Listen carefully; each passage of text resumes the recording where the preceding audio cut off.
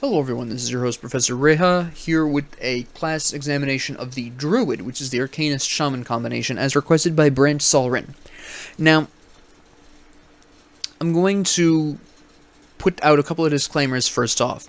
As with the rest of this series, this is an overview of the class for you to either construct your own builds, or assuming you don't have the equipment for it, or you just want to experiment with the class and maybe fart around with this and figure out how you want to play it personally. Maybe decide on your items later. That is what this is designed for. With that being said, without having any items set aside, there are some things from the Shaman you just will not be looking to consider, because again, I'm assuming you don't have the items that make these work. First off, any of the exclusive skills for the Shaman, you might be wondering, well, what about Stormcaller's Pact? The main problem of Stormcaller's Pact in this particular combination is it doesn't convert Aether damage. That physical damage converted to lightning damage is fine, and there is equipment out there that will boost Stormcaller's Pact for the Druid that you will want to consider under those circumstances, but broadly speaking, I find that Star Pact is better because Aether damage is converted into cold damage. I believe this winds up with a 40 or 45%. 40% of your Aether damage is converted, which allows you to take Albrecht's Aether Ray and Calidor's Tempest and even potentially Devastation and be able to do more damage with it because that Aether damage is being converted to cold damage, which is then being boosted. So that's what really this is. That's really the main bonus to Star Pact over Stormcaller's Pact. So often, unless I have very specific pieces of equipment that very specifically boost Stormcaller's Pact, I'm going to run Star Pact. There is builds where Reckless Power really works. We'll get to those. But Star Pact is usually my go-to with Druids. And additionally, Primal Bond, you're really not necessarily going to go for pets without specific pieces of equipment. Again, I'll be talking about the equipment for the Druid in a future video. But without any specific equipment, Primal Bond does nothing for the Arcanist. There is no overlap there, and it just really will overall hurt your build, broadly speaking. So, unless, again, you specifically have your equipment lined up, Primal Bond is not worth it. So you're really not going to be looking at this last line here. You're going to be looking from here backwards. Maelstrom is its own thing. We're going to talk about that. But the first thing, the main point of concern for Brent Solrin was specifically, can Aether Ray be useful? Now I'm going to address this first, just so that way you have this right off the top. Yes, there are effectively two ways in which you can really approach Albrecht's Aether Ray with the Druid. The more effective way is through Star Pact, because now you've got your fire damage, which is fine. You've got your Aether damage, which is being converted at 40%. 40% of that is being converted to cold damage. Great. You go to Disintegration, because you're already going to be here, and now you're adding on lightning and electrocution damage. Fantastic. Now, keeping this in mind is the fact that you won't be really able to do any of the two-handed stuff here, but that's fine. Generally speaking, if I'm going to run Albrecht's Aether Ray in a cold Druid, or Star Pact Druid, I'm going to be looking at a couple of things. First off, I am going to put some serious thought into Electro's Flash Freeze, specifically actually just this portion here. This is fine. You freeze them, you reduce their fire resistance. This does a couple of things, alright? First off, you don't really necessarily need Absolute Zero. Yes, it's powerful, but you don't need it. If you want to take Absolute Zero for the slow of targets afterwards and the extra cold damage, you can go right on ahead and do so. It's just not necessary. But what you're going to do, basically, or what you want to do ideally, is Alexa's Flash Freeze, freeze all the enemies around you, Albrecht's Aether Ray, with Disintegration all the way up, spin. Beam everyone. Now, you're going to be confused because this sounds nonsensical. Aren't you supposed to hold this onto a target and deal damage that way? The answer is usually yes. You usually want to do that, except when you have Disintegration and you're buffing your lightning damage, alright? What you're basically doing is infecting everyone around you with lightning and electrocution damage, specifically the electrocution damage, just by circling yourself once with the Aether Ray with Disintegration, particularly maxed. They are not only taking the Frostburn damage from, or the cold damage from Alexa's Flash Freeze, right? But they are now taking electrocution damage at the same time, and then you just kind of, at that point, you find the strongest target, and you... So what you basically want to do, I'm going to explain the whole thing. I was about to get messed up there, messing it up in my head. Alexa's Flash Freeze. All enemies around you, except those freeze immune, are frozen now. Delicious. You now have roughly 4.5, 4 seconds to do a single spin with a maxed Albrecht's Aether Ray. And then, while you're doing your quick spin, it's just a quick 360, you're infecting everyone with electrocution, and while you're doing this spin, find the target with the highest amount of health, right? When you're done with your spin, home in on them with your beam. Beam them until people unfreeze, and your Alexa's Flash Freeze is back off cooldown. Alright, you just keep on beaming them. When Alexa's Flash Freeze comes back up, freeze them again, circle with the beam to restore that electrocution damage, beam in on the primary target, whoever that happens to be at this point. You will find this to be surprisingly effective. In very rare instances, this will take you forever to eliminate people. Specifically, this is rather tough to pull in the Astrakhan Mountains because there are a lot of enemies that are, first off, freeze immune, second off, resistant to cold. So it's a little bit difficult to pull this off in the Astrakhan Mountains. You're just going to be better off just beaming down everyone that moves in that specific area, but other than that, I think you will find this to be a slightly slow but very safe method with which you can use Albrecht's Aether Ray, but this isn't your only option, by no means. You have instead the alternative of running Kalidor's Tempest with Wrath of Agravix. I usually will build Inferno here because, again, you're adding lightning damage, that fire damage never hurts. That's just fantastically fine as well. And not only that, but you don't necessarily have to do the spin. You can just freeze all of your enemies and just beam down the biggest target, freeze all your enemies again, choose the next biggest target, etc.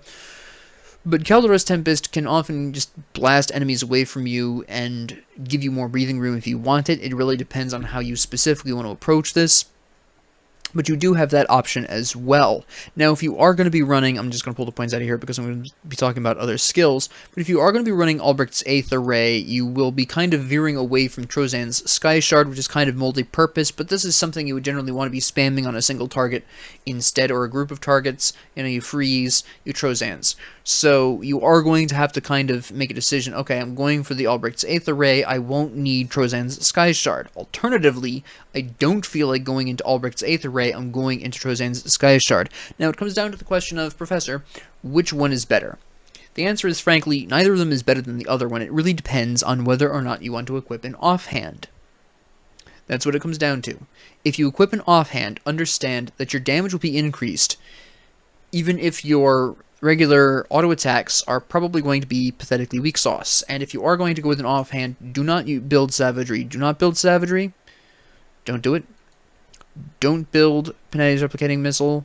I mean, you're using Albrecht's Aether Ray. You're not going to have time for this. You're just going to be beaming people down. And you're really not going to be going for a Scoundrel's Elemental Exchange. This boosts your regular attacks, which you're not going to be using anyways.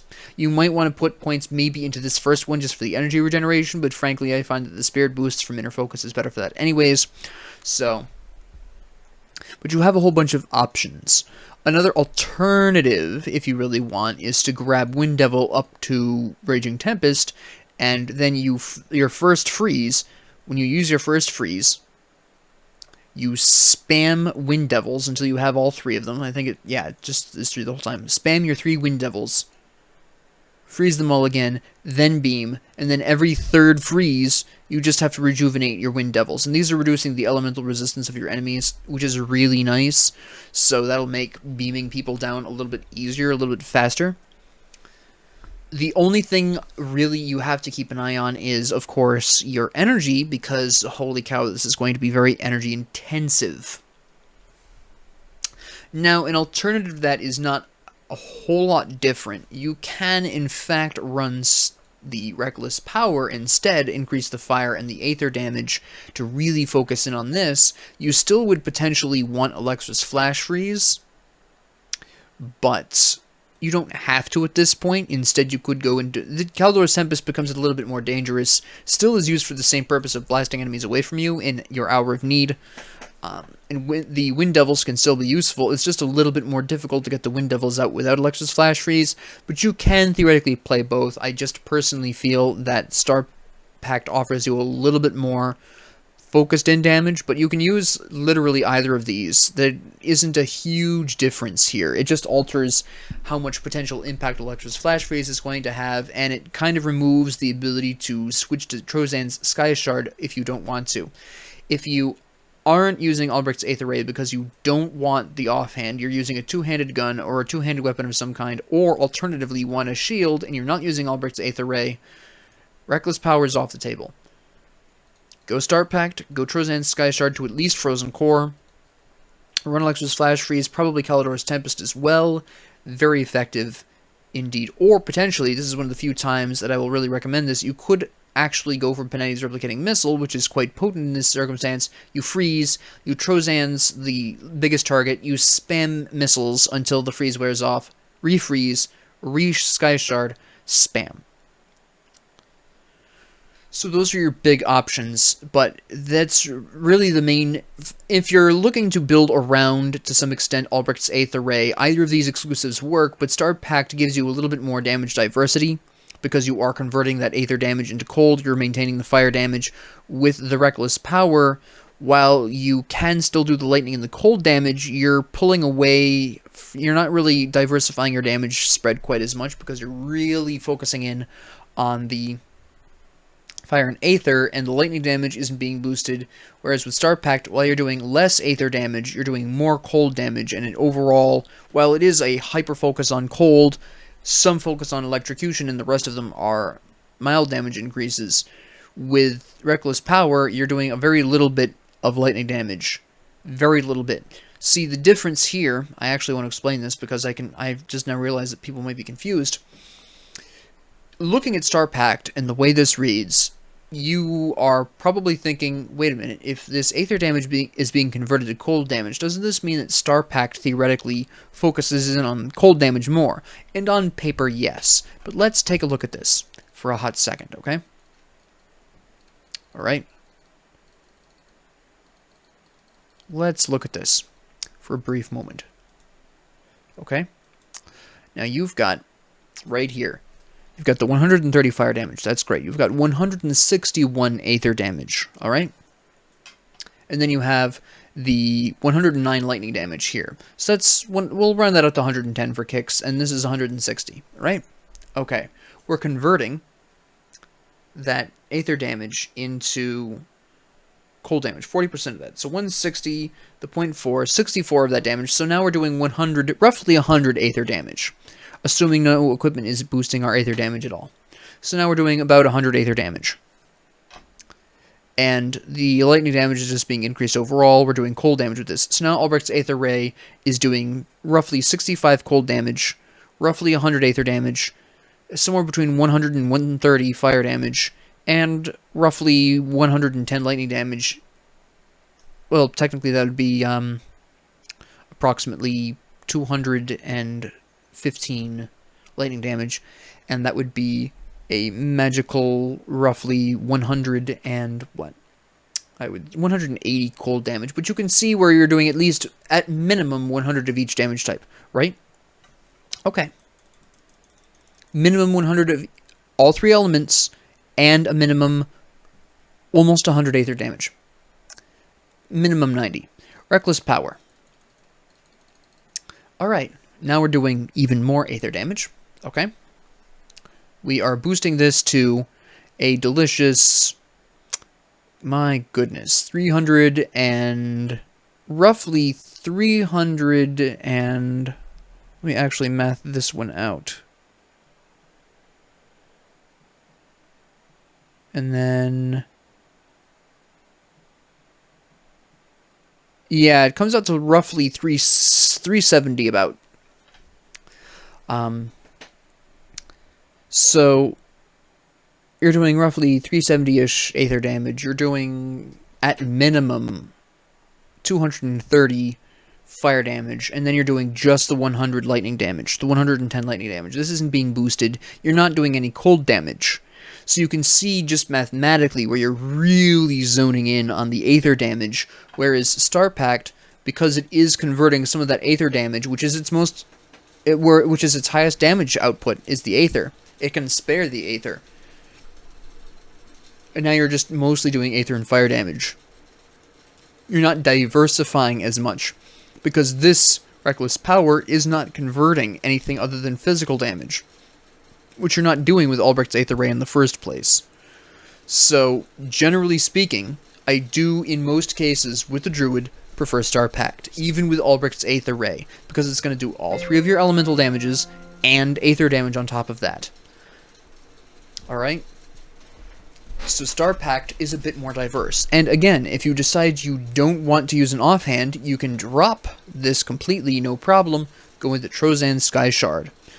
Cold lightning damage, 3 or 4 shards on a single target, it's gonna hit him hard. Oh look, now he can freeze you. I mean, it's just delightful. I've mentioned this before, but I don't usually go for Shattered Star. I just don't often find it worth it. You can, again, if you have skill points that really increase Trozan's Sky Shard, or Shattered Star specifically, absolutely go for this, but just treat it with some caution. Also with Star Pact, you can convert Devastation into dealing cold damage, or pulling that Aether damage out into cold damage, which is really nice.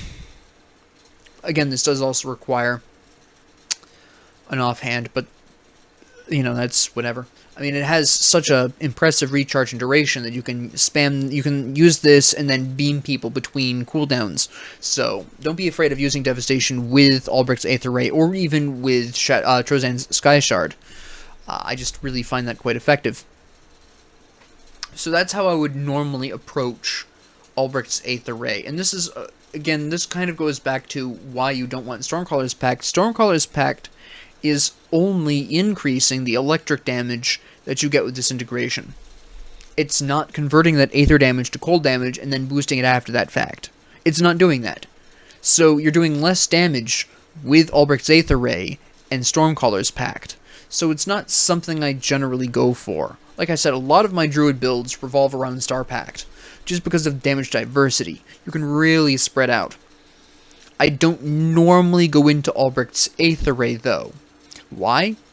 For the excellent reason that an Albrecht's Aether Ray Star Pact Druid still has some problems dealing with ethereals. It's just a fact. I mean, the incorporation and usage of Wind Devils using Raging Tempest does help with this a lot. If you are going to go with Albrecht's Aether Ray, I do strongly recommend Alexa's Flash Freeze or Kalidor's Tempest with Wrath of Agravix. I lean towards Alexa's Flash Freeze because it has a larger hit area. And then spamming Wind Devils with Raging Tempest every third, your first freeze, spam 3 of these, freeze, beam, beam, beam. And every third freeze just refresh or every second freeze, it really depends on how long these last, because that depends on your equipment. But every 2-3 freezes, refresh your Wind Devils, keep on beaming. So, but this still isn't my favorite way of approaching the Druid. My favorite way of approaching Druid is very specific. I usually will run Iskandra's Elemental Exchange, all the way to Elemental Balance, and run Savagery. Usually with Brute Force and Might of the Bear. Usually. Now, why do I prefer this? Personally, the main reason I prefer this is because this actually gives you quite the impressive diversification of your damage, to the point where even ethereals aren't that worrisome. You don't even necessarily need the Wind Devils with the Raging Tempest, because Savagery does bleeding damage. This is huge. I don't know very many ethereal heroes, bosses, or nemesis that are resistant to bleeding. Actually, there are very few enemies in the game that are resistant to bleeding. It's magical. It's beautiful. Brings a tear to my eye. So, that's the primary thing. You can do as much elemental damage as you want through Savagery and Iskandra's Elemental Exchange, and it will work beautifully. But you have the bleeding damage to deal with anything that's going to resist your elemental damage. You don't even need Aether damage, which, again, ethereals tend to resist Aether damage. You've got bleeding instead, and ethereals don't like to bleed. Additionally, I usually like Brute Force because you've got internal trauma damage here as well, and it does physical damage, which is being converted to cold damage here, which is really nice. It's only 15% of it, which isn't a huge deal, but it's, you know, something. And you also have the ability to just randomly heal yourself off of your auto attacks. You do more bleeding damage here, there's a little bit of lightning damage here, extra weapon damage here. This is a delight. But obviously, Savagery is primarily intended for single targets, so how do we deal with... And of course, you don't want to rely on Feral Hunger and... Well, Upheaval is fine, but you don't want to rely on Feral Hunger to clear the area around you, so what do? Well, you have 3 options. If you thought to yourself, oh, Alexa's Flash Freeze and Calodore's Tempest are options, yes, you're right, they are. I usually will go for... Well, whether or not I go for Alexa's Flash Freeze depends on what weapon I'm equipped with. If my weapon does physical damage, I'll use Alexa's Flash Freeze with absolute 0. Because not only will Alexa's Flash Freeze reduce the fire resistance, allowing the fire portion of your elemental damage to roughly compete with your lightning and cold, but the physical resistance drop allows your physical weapon, which is being boosted by Brute Force and Savagery, later on down the line, right down here, Storm Touched, this will allow the physical portion to also do more damage. And it just does extra cold damage as well. But if I'm not using a physical weapon, then what I use will, as my enemy group clear, will primarily depend on whether or not my weapon does lightning damage, because if my weapon does lightning damage, then I'm going to be leaning on Primal Strike for that. Alright? Increased weapon damage, lots of lightning damage, it's delicious.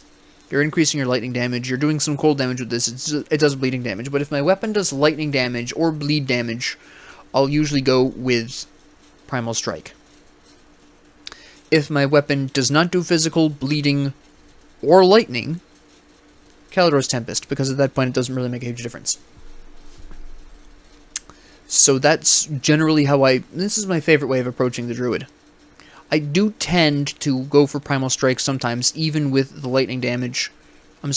Even with the physical damage, just because I really like Primal Strike, and I usually use the Arcanist just for Star Pact, the Scoundrel's Elemental Exchange. Usually I'll grab Maven's Sphere or Inner Focus. Depends on how many points I have and, you know, what I feel like devoting to it. But you will find this to be an extremely potent variety.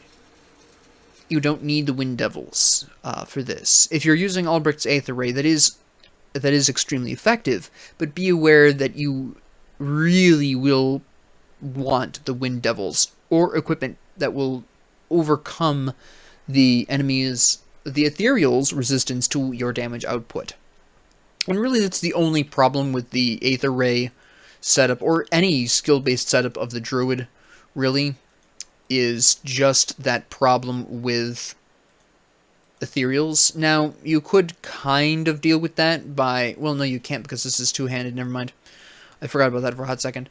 But yeah, that's really going to be your only issue if you're using a skill-based Druid, is that a lot of the skills that you'll be pulling for the Druid are probably going to be something that Ethereals resist, so you are going to have to be very careful with that.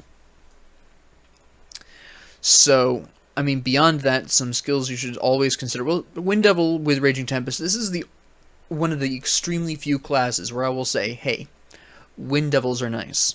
Storm Totems, by the way, are also nice regardless. They are always worth consideration. If you've got a couple of spare points, it's not a bad idea to throw them into Storm Totem.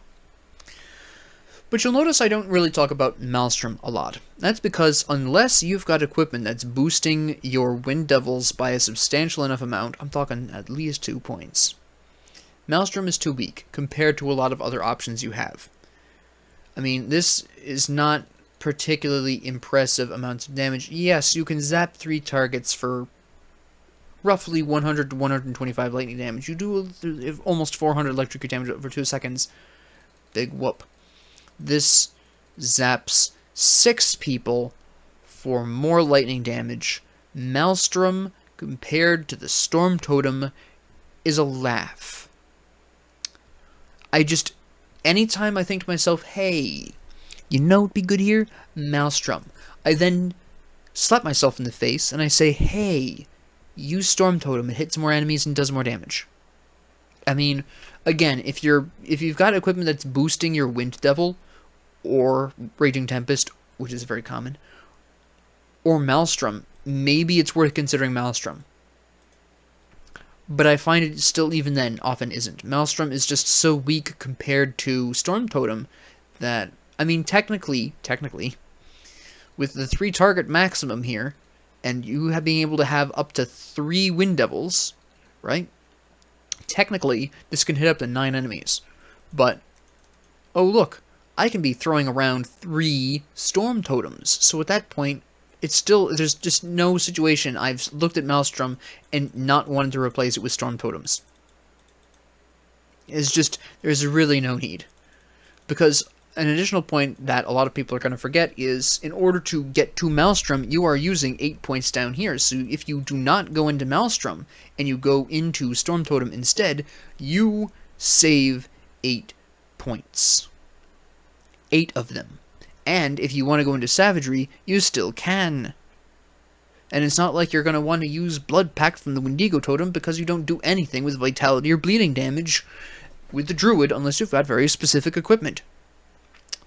Now, the fine-tune of this, really, is you still have a lot of abilities that you can incorporate into either an ability-focused or an auto-focused build. Modrigan's Pact is always pretty tasty, especially with that energy regeneration. This is really worth considering if you're going into the Aether Ray, or just the ability focused in general, whether you're using Trozan's Sky Shard or you're using Albrecht's Aether Ray. This is always worth the consideration, because that is increased energy regeneration. Obviously, you'll still want to be looking for a lot of energy regen in your equipment, but at least the first stage of Modrigan's Pact can help. And it's doing bonus physical damage, 15% of which, is being converted to cold damage, if that makes your day. Now, if I'm going to go into this, I will usually go into Heart of the Wild, because that increased health is potent, and the reduced bleeding and poison actually can save your life in a lot of situations, especially once you get into the Forgotten Gods content, because holy cow, the amount of poison there. My goodness. I don't, however, usually go into Oakskin, for a couple of reasons. First off, there's not a whole lot of retaliation damage opportunities in the Druid class anyways. Second off, Aether resistance can be found on Askandra's Elemental Exchange. Now, if you're using, again, the skill-based Druid with either Trozan's or the Aether Ray, maybe you don't have access to that. Maybe you don't go into Askandra's, that's fine. Maybe this would be worth it, but you're still not doing a whole lot of retaliation damage. Although, I will point out that you could just splash in a delicious Mirror of Arioctes for some spicy lightning retaliation, because that's a lot of lightning retaliation, and doubling that, yes, that is 1800 retaliation damage every time someone hits you. The only problem I have with this is that this only lasts 3 seconds, and it has a 23-second skill recharge, so you better have equipment that boosts Mirror of Arioctes if you're going to do this. That justifies that very easily. There is quite a number of pieces of equipment that will increase the duration of Mirror of Arioctes, which is really nice, or decreases its cooldown. Spectacular. In those situations, that can be quite potent, but a lot of the times, these resistances you can either equip through components or just otherwise work around through specific equipment choices. I just don't often find Oakskin that useful. Again, it depends on what you have equipped, it depends on whether or not you're going into Mirror of Arioctes. It has potential, it's just not something that I sit down and always necessarily consider in a build. It's not necessarily always worth considering like some of these other skills. Other skills that I always consider, obviously, Maven Sphere. That's basically a default consideration on anything involving Arcanist. I find Inner Focus to be quite nice, because that offensive ability is also increasing your possibility of crits, your ability to hit. The Spirit, of course, increases your energy regeneration, it increases your elemental damage. Very nice. This is actually one of the classes where Arcane Will can absolutely slap, for a couple of reasons. First off, if you're using Albrecht's Aether Ray, this is basically... if you ever feel like if you ever have wanted to feel the desperation of a fight to the death, run Arcane Will with Albrecht's Aether Ray, and those of you who've done this know what I'm talking about when I say there is absolutely nothing more adrenaline pumping than seeing your health start to go down, this triggering, and then realizing I am now in a death race with whatever I'm fighting. It's a thrill. Now, primarily, one of the big reasons here is the energy regeneration. This is quite nice. That is 14 a second, plus whatever you've got through your equipment. This really pulls its weight here in Albrecht's Aether Ray. I don't necessarily build this with a Savagery auto-attack focus build, because it just doesn't use as much energy regeneration. It doesn't use as much energy regeneration. It doesn't use as much energy. So I don't necessarily build this with an auto-attack focused build, but I will very frequently build this with an ability focused, because whether I'm using Trozan's or I'm using Albrecht's Aether Ray, I'm using a lot of energy, and this really helps with that, and the extra damage is really beautiful. So that is an option as well, but if you are going to be using with the skill focus, it is more important than usual to run energy regeneration. There are some skills that just really require it, and that's one of them. Penetti's Replicating Missile is also one of those, but that's a story for another day. I don't usually use this in the Druid because there's better options. This just does elemental damage, and some Aether damage later on down the line if you choose to improve it that far, but it doesn't stun people, it doesn't freeze anyone, it doesn't knock anyone back. So I personally find that Penetti's Replicating Missile, compared to your other options for dealing with crowds, isn't quite as effective. This is something you'll really want if you're going to run Shattered Realm, but the Druid isn't a class I normally associate with the Shattered Realm, because there is not really a whole lot of methods with which you can zip around, pop from one enemy group to the next. It's a bit, in terms of movement speed, in terms of traversing areas, it is a bit of a slower class. That's not to say you can't use it in the Shattered Realm, because you're going to be absolutely decimating waves of enemies. It's just getting to those enemies that's a bit of a problem. Now, you can compensate with this with components in specific shoes, but just keep that in mind, that it does take a bit more specific equipment and equipment customization to make this really work well in the Shattered Realm. It can, but you're going to be needing to be really picky about your shoes. They need to be increasing your movement speed, not only by default, but also with the component you attach on them. So, with that being said, I hope you enjoyed this. I hope this helped. And if you liked this, please like and subscribe. If you didn't, please ignore me. If you have any comments, questions, concerns, ideas, suggestions, what have you, please leave them down in the comment section below. And to Brent Solrin, thank you very much for the request. I hope this helped, and have a great 24 hours.